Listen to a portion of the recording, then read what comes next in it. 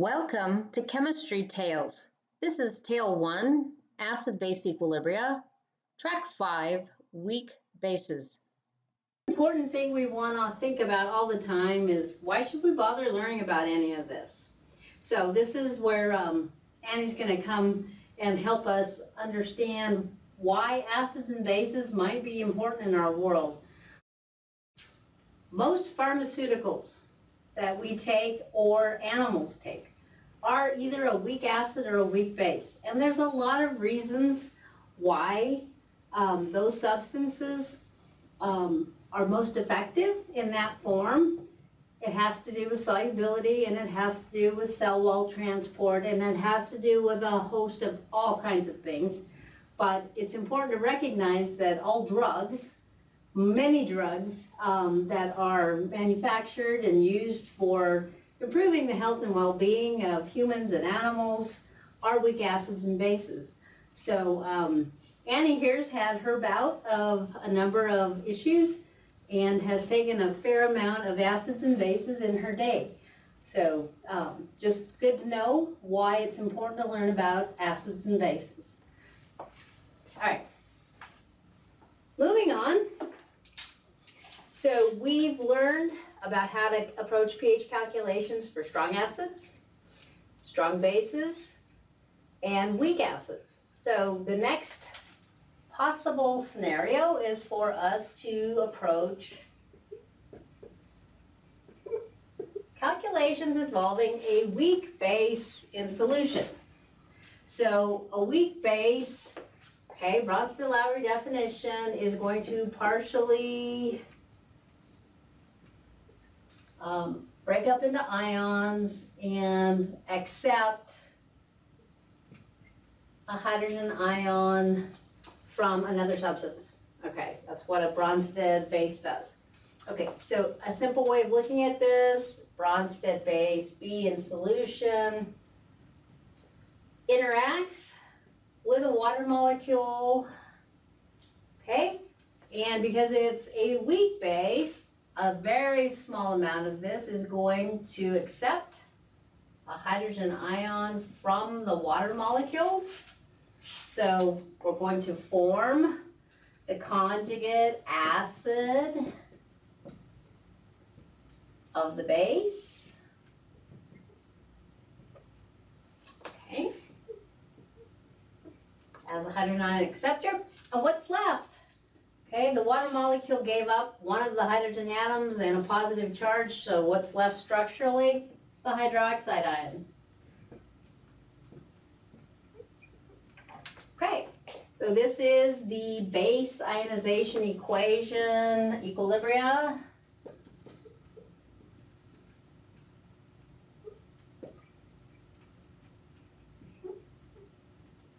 Okay. And the equilibrium constant for the base ionization process. Okay, as we write any equilibrium constant, start with the products.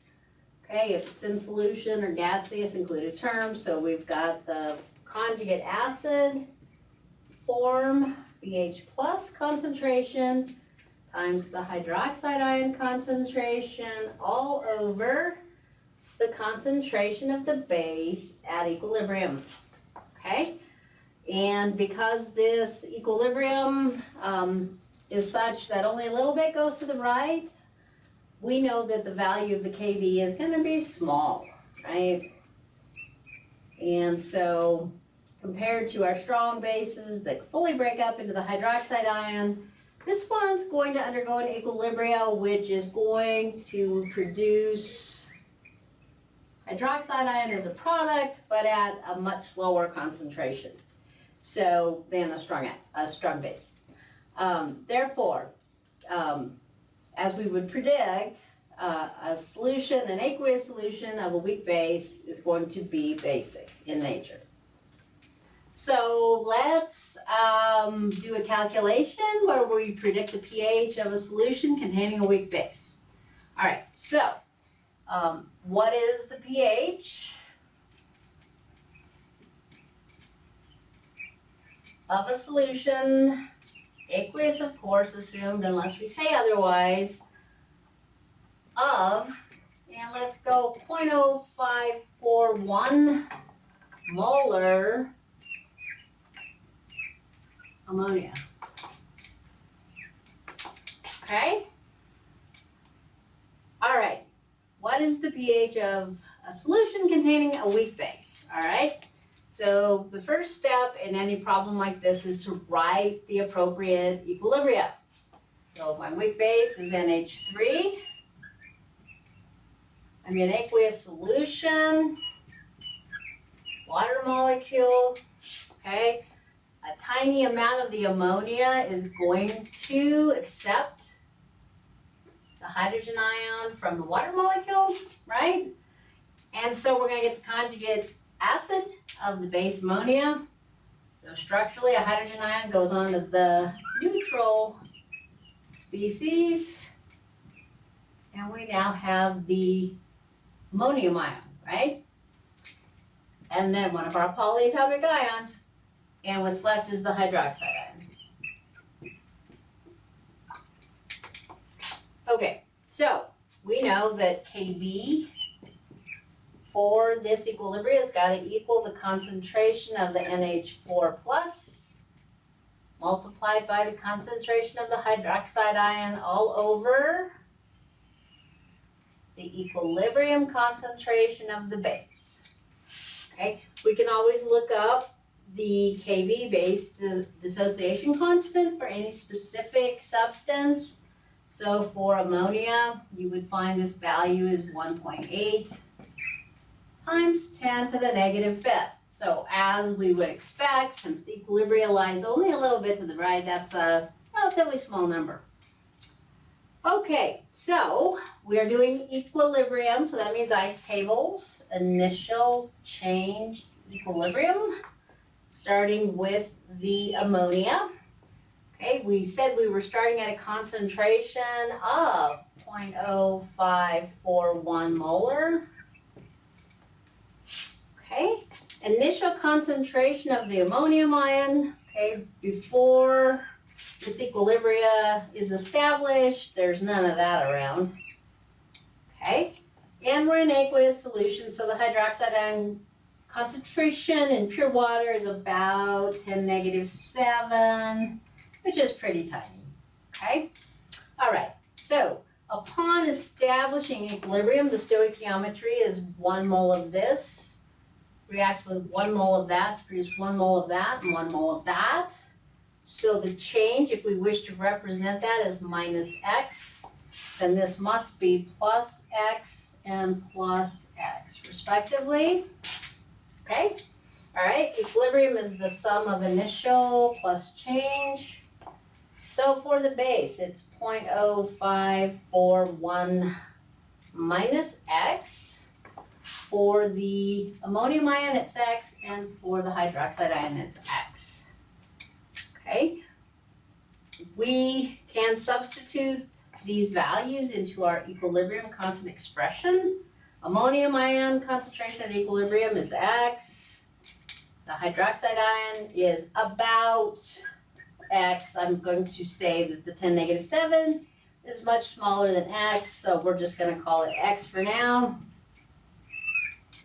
Okay, and at equilibrium, my base concentration, my ammonia concentration is 0.0541 minus x.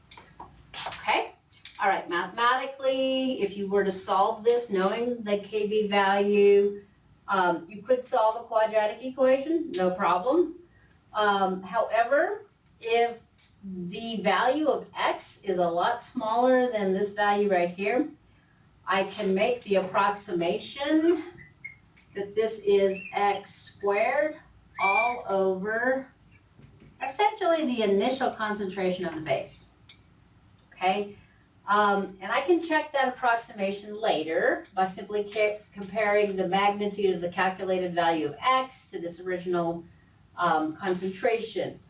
Basically, if the concentration of your base initial is greater than 1,000 times the Kb, you introduce less than 3% error into the calculation, by making the assumption that 0.0541 is bigger than x, and therefore neglecting it in the denominator. Okay? All right, so 1,000 times kb would be 1.8 times 10 to the negative 3. That's 1,000 times kb.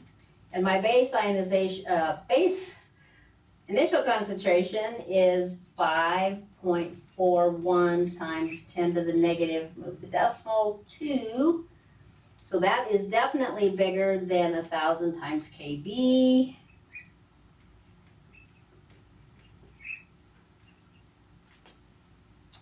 Back up, that'd be negative 2. Let's do that again, negative 2. Yes, and so I'm pretty good with the approximation. My initial base concentration is bigger than 1,000 times the kb value. Alrighty, so it's going to be a simple matter of plugging in this known concentration, the kb value, and solving for x. And we will do that. Alright, so the base ionization constant we are going to approximate as x squared over the initial concentration of the ammonia. And we know these two values, so now rearranging, x squared is going to equal kb times the initial concentration of the ammonia. And this is approximate because I did make the approximation earlier. So I take the square root of both sides of the equation to solve for x. And remember what x is. This is the concentration of the hydroxide ion, and it's also the concentration of the ammonium ion, the conjugate acid of the base. So numerically, x equals square root kb, 1.8 times 10 to the negative 5th, correct? Initial concentration, 0.0541 molar. Okay, doing the calculation, I come up with a value of x, which is 9.868 times 10 to the negative 4th. Once again, when you do these calculations, the units come out molarity. Okay, sig figs, we knew the concentration to 3, we know the kb to 2, so I know this to 2 sig figs. Okay, so there's your value of x, which as we've said is the hydroxide ion concentration and the ammonium ion concentration. Okay, so we know the hydroxide ion concentration. Originally we asked pH. Okay, what is the pH? Okay, you can get to pH a couple of ways. We could convert this to the corresponding hydronium ion concentration using Kw and then get pH, or I could calculate pOH from this, and then using the relationship the pH and pOH have to equal 14, I can get that value. All right, so let's do the pOH approach. pOH, negative log of the concentration of the hydroxide ion, negative log of 9.868 times 10 negative 4 molar. Okay, the pOH is going to be 3.006. Okay, remember we knew this to 2 significant figures, so that means 2 decimal places. So that's there. There's pOH, and we know pH plus pOH has to add to 14, so pH is going to equal 14 minus pOH. Therefore, that's going to come out to a pH of 10.99. So there's our final answer to the question of what is the pH of a 0.0541 molar solution of ammonia, a weak base. All right, remember this is a weak base in solution. So a pH of 11-ish is basic. You know, remember 7's neutral, That's the basic end of the scale. It's not nearly as basic as our strong base, calcium hydroxide, but it's still pretty basic. So that's how we approach the weak base calculation. And if we want to check our approximation, we take the ratio of X that we said was smaller than 0.0541, and we get a percent, what we call relative error for that.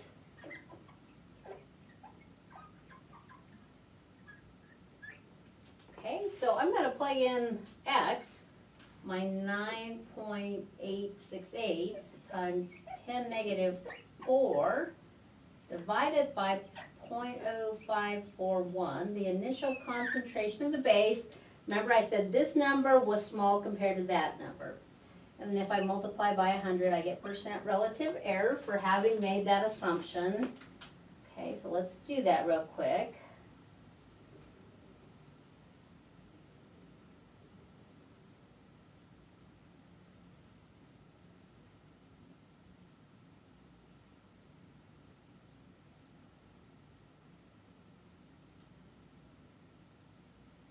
Okay, and I come up with a percent relative error of about 1.8%. All right, so it was a good approximation to say that X was small compared to the initial base concentration. We only introduced 1.8% error in having made that approximation and simplifying the math. So thank you for listening, and once again, remember that all living things depend on pharmaceuticals typically to stay healthy, and those pharmaceuticals by far and large are weak acids and weak bases, so they're very important to all of us, including Annie and us.